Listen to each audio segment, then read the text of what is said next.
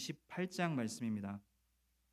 사무엘상 28장 3절에서 19절까지의 말씀이고요. 제가 가진 성경으로 구약 458면에 있습니다. 구약 458면 사무엘상 28장 3절에서 19절까지의 말씀, 우리 한 절씩 교독하도록 하겠습니다. 사무엘이 죽었으므로 온 이스라엘이 그를 두고 슬피 울며 그의 고향 라마에 장사하였고 사울은 신접한 자와 박수를 그 땅에서 쫓아내었더라. 블레셋 사람들이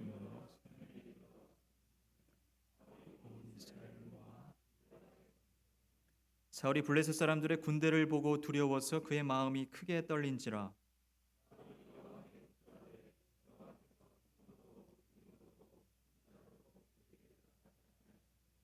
사울이 그의 신하들에게 이르되 나를 위하여 신접한 여인을 찾으라. 내가 그리로 가서 그에게 물으리라 하니 그의 신하들이 그에게 이르되 보소서 엔돌에 신접한 여인이 있나이다.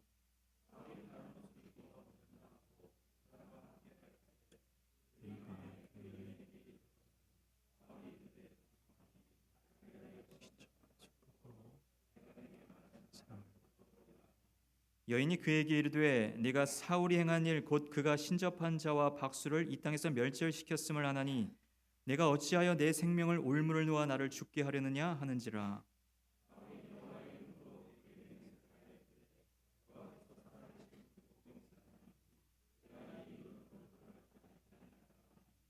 여인이 이르되 내가 누구를 내게로 불러 올리랴 하니 사울이 이르되 사무엘을 불러 올리라 하는지라.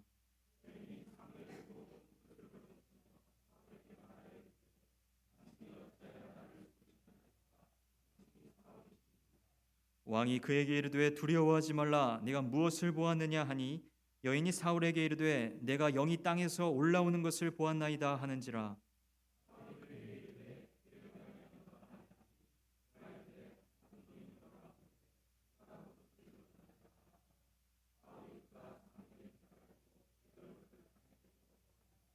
사무엘이 사울에게 이르되 네가 어찌하여 나를 불러 올려서 나를 성가시게 하느냐 하니 사울이 대답하되 나는 심히 다급하니이다.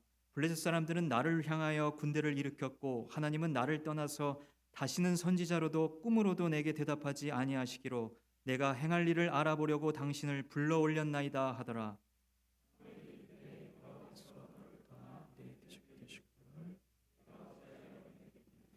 여호와께서 나를 통하여 말씀하신 대로 내게 행하사 나라를 네 손에서 떼어 네 이웃 다윗에게 주셨느니라.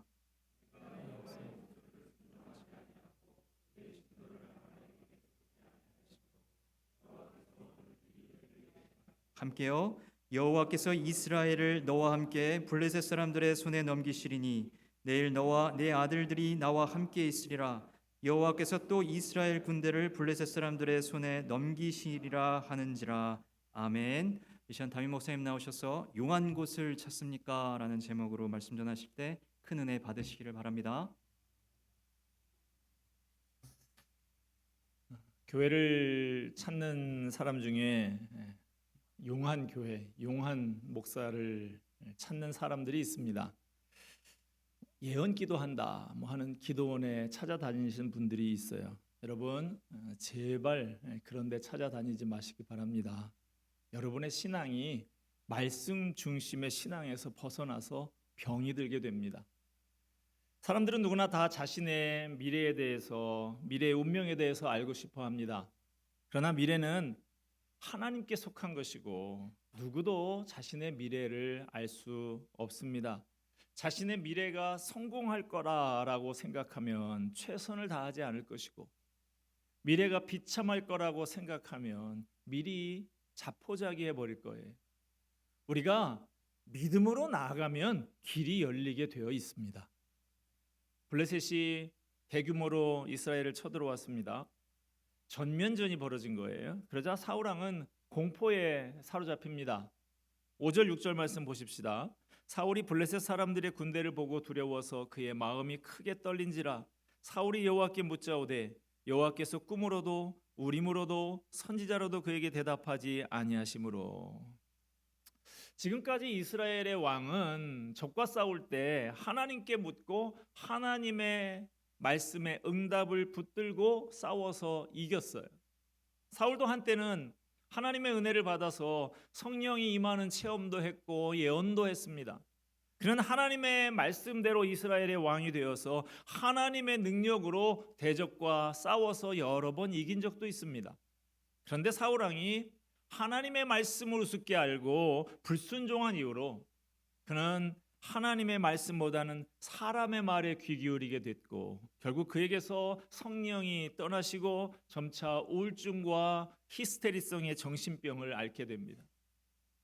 공포와 불안에 사로잡힌 사울은 미래를 알고 싶은 강박 증세를 보입니다. 반드시 하나님의 말씀을 듣고 전쟁에 나가야겠다는 거예요.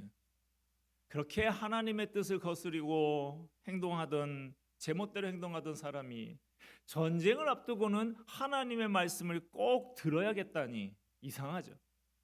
이것이 바로 사울 왕의 미신적인 신앙입니다. 사울은 다른 때는 몰라도 전쟁에 나가기 전에는 꼭 하나님의 말씀을 들어야 한다고 생각을 했어요. 마치 평소에 신앙생활은 제대로 안 하면서 공부도 제대로 안 하면서 시험 치기 전에는 꼭 목사님의 기도를 받고 시험장에 가야 좋은 점수를 얻을 수 있다고 생각하는 학생과도 같습니다. 그러나 이제 사울에게 하나님의 말씀을 전해주며 축복해 줄 사람이 아무도 없었어요. 사울에게 하나님의 말씀을 전하며 바른 말 하던 사무엘은 늙어서 죽었습니다. 그리고 사울을 위해서 기도해주고 하나님의 뜻을 알게 해주던 제사장들 85명이나 다윗을 도와줬다는 이유로 사울이 죽여버렸어요. 사울에게 하나님의 말씀을 들려줄 수 있는 다윗은 블레셋으로 피신해버렸고요. 이제 사울에게는 하나님의 말씀을 전해줄 사람이 아무도 없었어요. 이제 사울은 하나님의 말씀 없이 전쟁을 해야만 했던 것입니다. 급기야 사울은 견딜 수 없는 불안에 사로잡혀서 신하에게 어디 용한 무당이 좀 없는지 찾아보라고 합니다. 7절 상반절 봅시다. 사울이 그의 신하들에게 이르되 나를 위하여 신접한 여인을 찾으라. 내가 그리로 가서 그에게 물으리라 하니. 제가 어렸을 때는 가끔 동네에서 굿하는 모습을 볼 수가 있었습니다.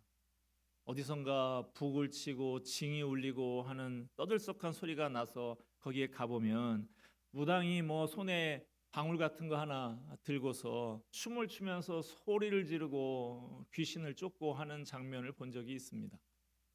요즘엔 뭐 소음 때문이라도 도시에서 굿하는 것을 보기는 어렵습니다만은 아직도 점은 많이 보는 것 같아요.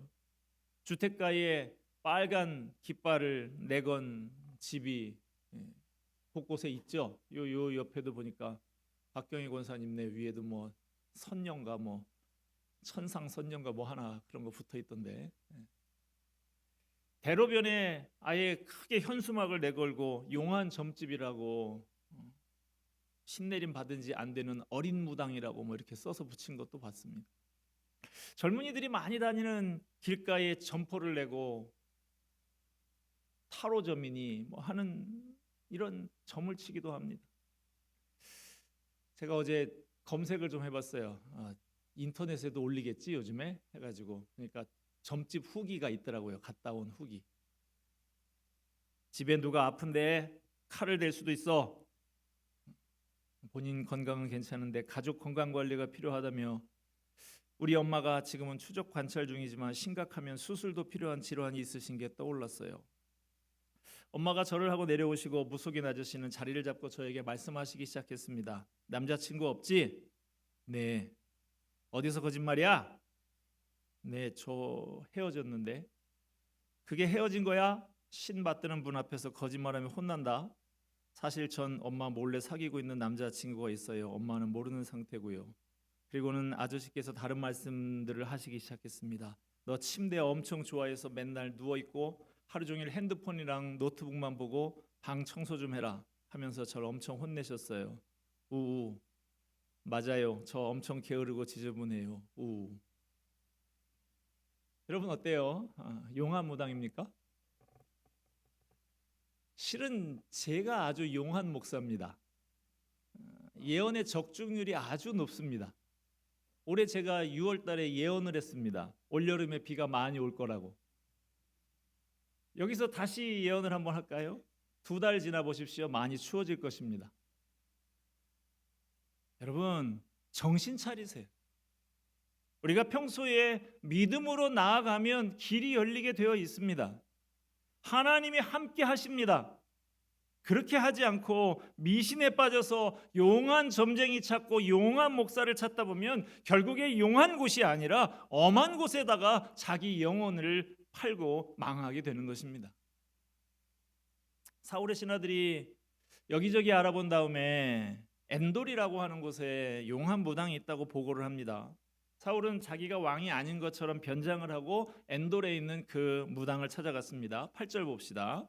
사울이 다른 옷을 입어 변장하고 두 사람과 함께 갈새 그들이 밤에 그 여인에게 이르러서는 사울이 이르되 청하노니 나를 위하여 신접한 술법으로 내가 네게 말하는 사람을 불러올리라 하니. 사울이 말하는 거예요. 내가 지금 죽은 사람을 하나 만나고 싶은데 당신이 술법을 써서 저 죽은 사람을 저승에서 좀 불러올려라 이거예요. 예전에 어느 엄마가 초등학교에 다니는 아이를 교통사고로 잃었습니다. 엄마는 죽은 아이가 너무나 보고 싶어서 전문가에게 부탁을 해서 가상현실을 통해서 버추얼 스튜디오라고 있죠. 그것을 통해서 AI로 딸의 모습을 만들어서 딸을 만나고 싶었어요. 엄마가 가상현실을 보여주는 장치를 눈에다가 쓰고 있으면 눈앞에 AI로 만든 딸의 형상이 나타나서 엄마 하고 불러요. 그러면 엄마는 울면서 엄마가 너를 얼마나 보고 싶었는지 아냐 하면서 딸을 안으려고 팔을 허우적댑니다. 그러나 안을 수가 없는 것이죠. 영화 해리포터를 보면 해리가 비밀의 방들을 뒤지다가 돌아가신 자기 부모가 나오는 큰 거울을 발견하게 됩니다. 해리는 그 부모의 얼굴을 보는 게 너무나 좋아서 매일 그 거울 앞에 정신없이 시간을 보냅니다. 선생님이 그것을 알고는 그 거울은 자기가 욕망하는 것을 보여주는 거울인데 그 거울만 쳐다보면 나중에 중독이 돼서 폐인이 되고 만다 하면서 그 거울을 치워버리죠. 사울은 무당을 찾아가서 죽은 사무엘의 영혼을 불러 올리려고 합니다. 하나님의 말씀을 듣고 싶다면서 하나님이 아주 싫어하는 짓을 하고 있어요. 하나님을 찾아야 하는 사람이 무당을 찾고 하나님을 만나야 하는 사람이 인간 사무엘의 귀신을 만나려고 합니다. 마침내 무당이 사무엘의 영혼을 불러 올립니다. 그러나 그것은 사무엘이 아니죠. 악한 영이 사무엘의 흉내를 내는 것이죠. 사탄은 자신을 광명한 천사로 가장한다고 그랬습니다. 표적과 기사로 예수님을 흉내내기도 했습니다. 천사로 가장하고 예수님도 흉내내는 능력을 가진 존재가 사무엘 정도 흉내내는 건 하나도 이상하지 않아요. 마귀가 장난치는 것입니다. 위대한 이스라엘의 왕이 거룩하고 영광스러운 하나님의 은혜도 하나님의 말씀의 지혜와 능력도 다 잃어버렸어요. 이제는 겨우 무당에게 자기의 미래를 의지하고 악한 영의 속임에 넘어가는 비참한 존재로 몰락하고 만 것입니다. 무당이 불러 올린 영은 진짜 사무엘처럼 말을 합니다. 왜 너는 조용히 살고 있는 나를 이렇게 불러 올려서 성가시게 만드냐? 사울로 하여금 이 귀신이 진짜로 사무엘이라고 믿게 하는 것이죠. 사울은 이 귀신이 진짜 사무엘이라고 믿었어요.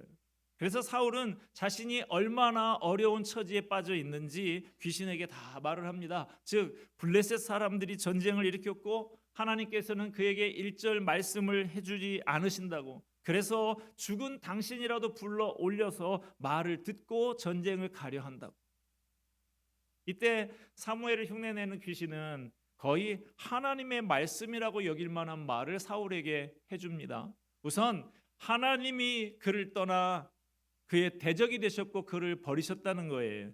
하나님이 사울을 버리게 된 계기는 사울이 하나님의 말씀을 저버리고 아말렉을 완전히 멸하지 않았기 때문이다라고 합니다. 그리고 내일 블레셋하고 전투 중에 이스라엘 군대가 블레셋에게 패하고 사울과 그의 아들이 죽게 될 것이라고 말을 합니다. 오늘 본문을 통해서 우리는 우리의 믿음을 비춰볼 수 있습니다.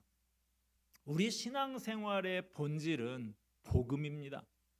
이것이 기독교 신앙의 본질이고 우리 믿음의 본질이에요. 복음이 뭡니까? 예수님의 십자가와 죄사함과 구원의 복된 소식이에요. 복음은 하나님의 계시인데 이 계시는 선지자와 사도들을 통해서 성경에 기록이 됐고 주님의 몸된 교회를 통해서 성령님의 일하심으로 사람들에게 전해집니다. 복음은 교회를 교회되게 하는 거예요. 이 복음이 무너지면 교회는 교회가 아닙니다. 이 복음의 진리를 우리는 절대적으로 지켜야 되고 이 복음 위에 교회와 우리의 삶을 세워나가야 합니다. 그러나 우리는 이 복음에 무관심할 때가 있어요. 오랫동안 익숙해져서 또는 죄 때문에 또는 마음의 염려와 근심 때문에 복음이 더 이상 마음에 감동이 되지 않고 예배가 감격스럽지 않고 복음을 향한 열정과 기쁨이 식어버릴 때가 있어요. 혹시 이 자리에 나와 있는 우리도 복음에 대한 감격과 순수한 마음이 식고 무뎌져 가고 있는 것은 아닙니까? 대개 역사가 오래된 교회일수록 복음이 죽어 있어요. 역사와 전통을 자랑하는 교회들이 한번 가보십시오. 이 교회는 너무나 차갑구나 느껴지는 교회가 많아요. 냉랭합니다. 굳어져 버렸어요. 역사가 오래되고 안정된 교회일수록 복음이 힘을 잃어버린 것을 볼 수가 있습니다. 우리 성도교회도 지금 49주년이에요. 내년이면 설립 50주년입니다. 반백년의 만만치 않은 역사를 가지고 있습니다. 그런데 어떻습니까? 우리 교회는 복음이 살아 있습니까? 교회 안에 영적으로 심각한 병이 들어있는 사람들, 마치 머리를 깎인 삼손처럼 무기력한 교인들이 상당수 있습니다. 영적으로 흐리멍덩한 사람들, 대개는 믿은 지 오래된 사람들이. 여러분, 우리가 요즘 사랑방 전도를 준비를 하고 어린이, 청소년, 청년 전도 축제를 준비하지만 사실 복음을 필요로 하는 사람들은 교회 밖에도 있지만 교회 안에도 있어요. 십자가 앞에서 깨져야 할 사람들이 교회 안에도 있습니다. 하나님의 사랑으로 굳은 마음이 녹아져야 할 사람들이 교회 안에도 있어요. 예수님 앞에서 새로워져야 할 사람들이 교회 안에도 있습니다. 교인들 중에 상당수가 복음 불감증 환자입니다. 복음을 말하면 또 그 소리구나, 다 아는 얘기다 그러면서 예배를 견디고 있습니다. 복음에 대한 감격과 기쁨과 감사가 무뎌졌어요. 교회 안에도 이렇게 영적으로 병든 사람들이 너무 많이 있습니다. 우리 믿음의 본질인 복음을 다시 들어야 합니다. 복음을 다시 묵상해야 합니다. 복음으로 우리의 마음과 삶을 새로 리모델링해야 합니다. 복음의 감격을 회복하기 위해서 간절히 기도하면서 몸부림을 쳐야 합니다. 우리가 믿음의 본질인 그 복음의 본질에서 멀어지게 되면 종교적인 행위에 더 집착을 하게 됩니다. 종교적인 행위 자체가 나쁜 건 아니에요. 종교적인 행위는 교회에 덕을 끼치고 성도들에게 영적인 유익을 끼치고 복음을 전하기 위해서 필요한 것입니다. 필요하지만 그게 본질은 아니에요. 신앙의 본질인 복음이 분명해지면 종교적인 행위에 대해서 여유가 생기고 유연해집니다. 반면에 복음이 약해지면 비본질적인 종교적인 행위에 더 집착하고 그걸 지키는 데 집중하고 에너지를 거기에다가 다 쏟습니다.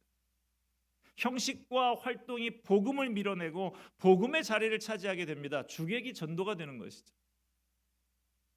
고린도 교회가 이런 문제로 어려움을 많이 겪었어요. 사도 바울은 고기 먹는 문제로 고린도 교회에 갈등이 생기자 이렇게 가르칩니다. 고린도전서 10장 31절에 먹든지 마시든지 무엇을 하든지 다 하나님의 영광을 위하여 하라. 모든 일에 모든 사람을 기쁘게 하여 자신의 유익을 구하지 아니하고 많은 사람의 유익을 구하여 그들로 구원을 받게 하라. 뭡니까? 종교적인 행위, 그 자체는 그렇게 중요한 것은 아니니까 거기에 너무 집착하지 말라는 거예요. 중요한 것은 종교적인 형식과 행위가 아니라 사람을 구원하는 복음이라는 것입니다. 우리가 믿음의 본질인 복음에서 멀어지게 되면 종교적인 행위에 더 집착하게 되고 더 나아가서는 짝퉁 복음에 빠지게 될 수가 있습니다. 짝퉁 복음, 가짜 복음이에요. 겉으로 보기에는 복음과 비슷해 보입니다. 그러나 그 본질은 복음과 상관이 없고 성경에 어긋나는 거예요. 짝퉁 복음은 사람을 속이고 복음에서 멀어지게 하고 믿음의 은혜를 잃어버리게 합니다. 오늘 본문의 사울이 바로 이 짝퉁 복음에 빠져 있는 거예요. 하나님의 말씀을 듣고 싶다. 이게 뭐가 문제입니까? 얼마나 그럴듯합니까? 그런데 하나님의 말씀을 듣겠다는 사람이 용한 무당을 찾아 나섰어. 사무엘 선지자 만나고 싶다. 사무엘이 얼마나 신앙적인 사람이에요. 그런데 그 선지자를 만나겠다고 무당에게 부탁을 해서 죽은 사람을 불러 올리려고 합니다. 하나님의 뜻을 찾는 게 아니라 자신의 욕망을 충족시키기 위해서 하나님이든 사무엘이든 뭐든지 이용하려고 했던 것이죠. 이게 짝퉁 복음이에요. 복음의 본질에서 벗어나서 비본질적인 것에 집착하다 보면 짝퉁 복음에 빠질 수가 있습니다. 음식에 따라서 그릇이 바뀌어야 되는데 그릇에 맞추어서 음식을 바꾸어 버리는 것이죠. 복음의 본질을 바꾸어서 복음이라고 속이는 거예요. 겉으로 볼 때는 복음 같습니다. 사용하는 용어나 겉으로 나타나는 모습이나 활동이 복음 같아요. 하나님 어쩌고 사랑이 어쩌고 은혜가 어쩌고 그래. 그러나 실제로는 복음이 아니에요. 마태복음 7장에서 예수님은 이렇게 말씀을 하셨죠. 나더러 주여 주여 하는 자마다 다 천국에 들어갈 것이 아니고 예수님의 이름으로 선지자 노릇을 하고 귀신도 쫓고 많은 능력을 행해도 예수님께서 도무지 알지 못하고 예수님과 상관없는 자들이 있다고. 바로 그들이 짝퉁 복음에 빠진 사람들이. 복음과 거리가 먼 짝퉁 복음이 오히려 달콤하고 멋있게 보일 수도 있습니다. 왜냐하면 짝퉁 복음은 세상적인 것이기 때문에 그렇습니다. 요한일서 2장 16절 말씀에 이는 세상에 있는 모든 것이 육신의 정욕과 안목의 정욕과 이생의 자랑이니 다 아버지께로부터 온 것이 아니요 세상으로부터 온 것이라. 그러나 이런 세상적인 것들은 결국 사망과 심판을 가져올 뿐입니다. 반면에 복음은 주님을 드러내고 주님을 닮으라고 합니다. 주님은 우리를 위해서 미움과 멸시와 고난을 받으시고 낮아져서 섬기시고 십자가에 죽으셨어요. 그러나 그게 결국 생명과 구원의 은혜로 귀결이 됩니다. 성경이 알려주는 복음이 아니라 인간의 욕망을 교묘하게 복음처럼 포장을 해도 성공과 부귀영화와 무병장수를 교묘하게 복음처럼 포장을 해도 그것은 처세술이고 무속적인 기복신앙이지 복음이 아닙니다. 하나님이 아니라 하나님을 이용해서 내 욕망을 채우려고 한다면, 성경이 말하는 복음이 아닌 다른 복음을 전하려고 한다면 그것은 참된 복음이 아닙니다. 아무리 복음이라고 가정해도 그건 짝퉁 복음, 가짜 복음이에요. 사실 복음과 종교적 행위와 짝퉁 복음, 제가 지금 이렇게 구분해서 말씀을 드립니다마는 그것을 명확하게 구별하기가 항상 쉬운 것은 아니고 어렵고 경계가 모호할 때가 많아요. 그래서 정신을 바짝 차리지 않으면 복음으로 출발을 했다가 나도 모르게 종교적 행위를 붙잡고 있거나 짝퉁 복음에 빠져버릴 수가 있어요. 심지어 복음이 뭔지도 모른 채 짝퉁 복음이 진짜 복음인 줄 알고 있을 수도 있습니다. 그래서 우리는 더욱더 진리의 말씀을 붙잡고 성령님께서 우리에게 분별의 지혜를 주시기를 간절히 구해야 하는 것입니다. 말씀을 맺고자 합니다. 지금 우리의 믿음은 어디쯤 있습니까? 복음에 무관심하지 않습니까? 본질적인 복음보다 비본질적인 종교적인 행위에 집착하고 있는 것은 아닙니까? 정말로 지켜야 할 것에는 등한히 하고 덜 중요한 것을 지키느라고 힘을 소진하고 있는 것은 아닙니까? 용한 무당을 찾아다녔던 사울함과 같지는 않습니까? 하나님을 이용해서 내 욕망을 채우려고 하는 짝퉁 복음에 빠져서 용한 교회, 용한 목사를 찾고 있는 것은 아닙니까? 자칫 세상에 휩쓸려서 복음의 본질을, 교회의 본질을 놓치기 쉬운 때입니다. 복음의 본질을 붙들어야 합니다. 모두가 위기라고 하는 이때에 복음의 본질을 분명하게 붙들면 이 위기를 뚫고 나갈 수 있고 교회의 체질이 개선이 되고 건강한 교회로 거듭나게 될 줄로 믿습니다. 기도하겠습니다. 은혜와 사랑이 풍성하신 하나님 아버지, 참으로 오늘 본문을 보면서 우리의 믿음은 어디쯤 있는가 돌아보게 됩니다. 복음에 무관심하고 본질적인 복음보다 비본질적인 종교적 행위에 집착하고 있는 것은 아닌지 우리 자신을 돌아봅니다. 하나님을 이용해서 내 욕망을 채우려고 하는 짝퉁 복음에 빠져 있는 모습이 아닌지 다시금 돌아봅니다. 주님, 우리를 붙들어 주시옵소서. 다시금 복음의 그 진리로 분명히 굳게 서는 우리들 되게 하여 주시옵소서. 다시금 복음에 대한 감격으로 가득 찬 우리들이 되게 하여 주시옵소서. 예수 그리스도의 이름으로 기도하옵나이다. 아멘.